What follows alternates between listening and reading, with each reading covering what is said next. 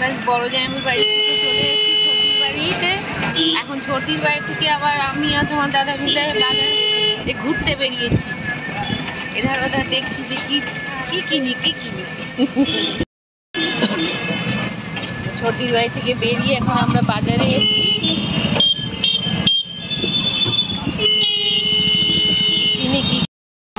ছোটিদের বাড়ির সামনে যে রাধাকৃষ্ণ মন্দির দেখুন।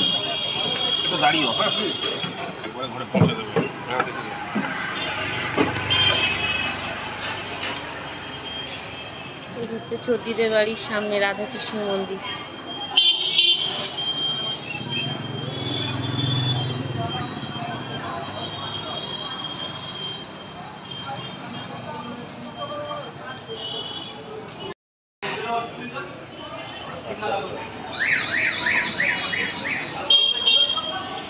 अच्छा अच्छा ठीक है।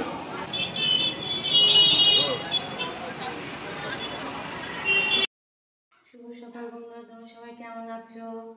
এখন আমরা আছি ছোটির বাড়ি থেকে আমরা যাব এখন মা দুর্গার মন্দিরে, ওখানে প্রণাম করব। তারপর ওখান থেকে আমরা যাব জামাইবাবুর বাড়ি, কারণ আজকে জামাইবাবুর নিয়ম ভঙ্গ। ওই তো বড় জামাইবাবুর বাড়ি যাব, বড় জামাইবাবুর বাড়িতে আজকে নিয়ম ভঙ্গ। তারপর ওখান থেকে আমরা বাড়ি চলে যাব, কারণ ছেলে মেয়েকে রেখে এসেছি। ছেলের পরীক্ষা চলছে, ফাইনাল পরীক্ষা।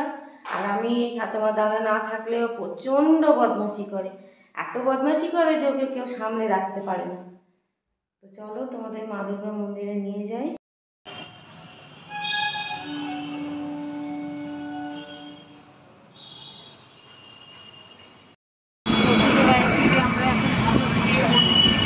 বেরোলাম, ভালো লাগে এখানে পুজো দিতে মায়ের মন্দিরে। পড়ে আছে, আমরা জ্যামের মধ্যে এখন ফেসে আছি।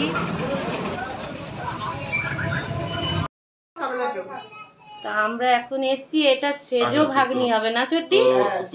সেজো ভাগ্নির বাড়িতে আমরা এখন এসছি। এই যে আমার সেজো ভাগ্নি, এসো। মিষ্টি নিয়ে দাঁড়িয়ে আছে। একটা পুচকে নাম একবার বলে দাও, বলো বলো একবার নাম বলো তোমার। আমার নাম অন্নাখিলারি। অন্নাখিলারি। তো অন্নাখিলারিকে দেখলে তোমরা সবাই কি কিউট না দেখতে, খুব মিষ্টি।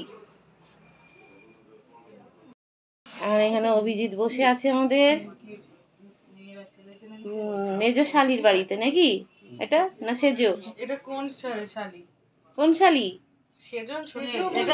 সেজো শালির বাড়িতে এখন অভিজিৎ। বাপরে একদম এভাবে বসে আছে, গ্যাটসে বসে আছে। এখন ববি এখানে কি করছে, ঠিক করছে নাকি? ঠিক করে দিলাম। এখানে ডাব খেতে নামলাম।